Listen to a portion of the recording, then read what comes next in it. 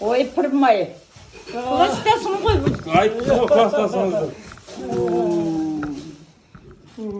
Әжептәуір жігіт едің, шал болып қапсың ғой бұл.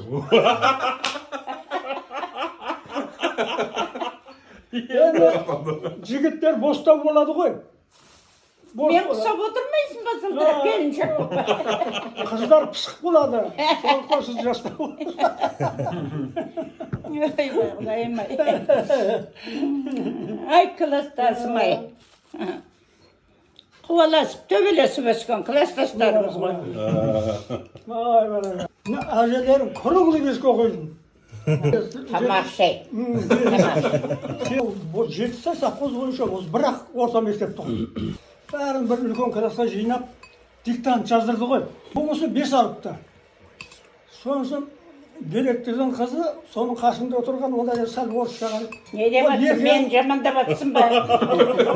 Күн бермейтін ет деп атсың ба? Айтады ғой дейді. Бұнысы 5 алды. Бір өзі. Ана директордың қызы, оның қасында отырған қыз, біреуінен көшірген бар директордың қыздан. Ол екеуі 3 алды. Басқамыз бәріміз 2 алды. Қой енді мақтай берме, қой. Көп мақтай берсең есіріп кетімді. Келіндерге күн бермей қойуым мүмкін. Да, көкемізді жақсы адам еді, әулие адам еді. Тамаға. Әне менің кластасымды да көрдіңдер. Мына кісі менен 1-2 жас кіші. Мен 84-темін. 84-те ғой, 85-те. Сізбен жас деген ғой. Мен өзі ұялшақ болдым да. Бұл кісіге қарап сөйлеуге жарамайтын болсы.